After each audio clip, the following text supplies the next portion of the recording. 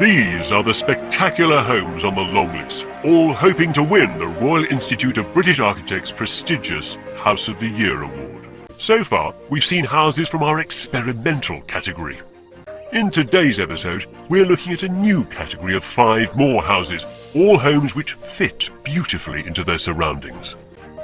At the end of the programme, we'll find out which of these great homes have made it onto the shortlist. Then, at the end of the series, we'll discover which of them is the winner of one of the most celebrated prizes for residential architecture in the UK, the 2019 House of the Year.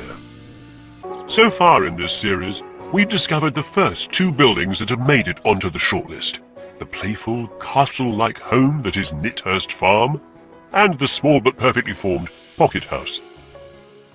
This time, we're looking at 5 ingenious houses from the long list, all of which fit to their surroundings. Our first long-listed master of stealth is in West London. It's somewhere among this sea of traditional white-rendered wedding cake buildings, crouching like an architectural tiger. Blink and you'll miss it.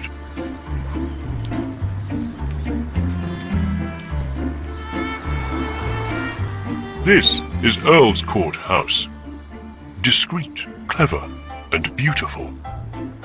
Ducked down low, it peeks its gleaming glass head just above the wall. Now quickly round the corner.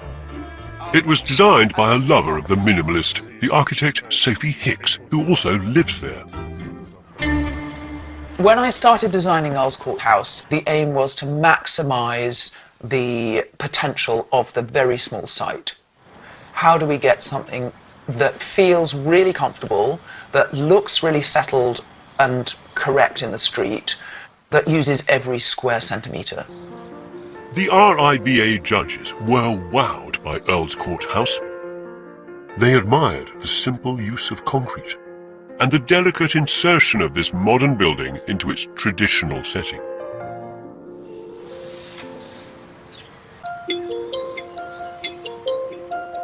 The open-plan living area is on the ground floor, with a compact kitchen tucked into the corner next to the light well.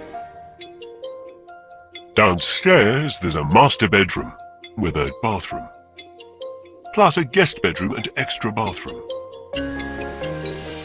Earl's Courthouse makes every effort to fit in.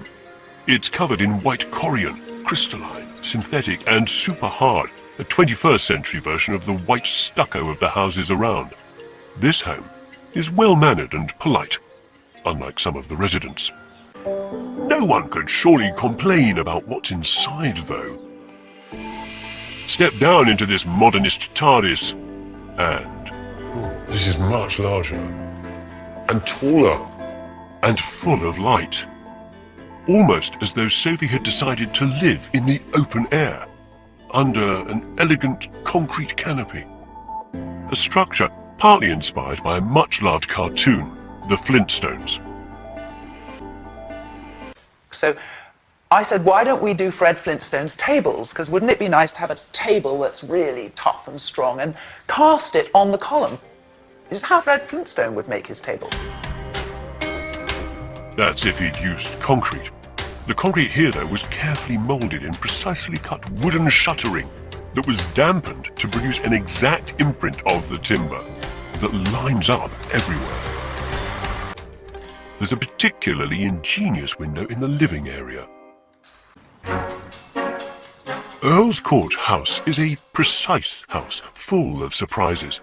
I'm a big fan of the hidden kitchen. Down a curvy concrete staircase, there are 2 bedrooms, equally pristine and pared back. When Sophie's kids moved out, she downsized to live in this minimal concrete cube. Then her daughter Olympia moved back into the guest room, just an interconnected door away from her mum.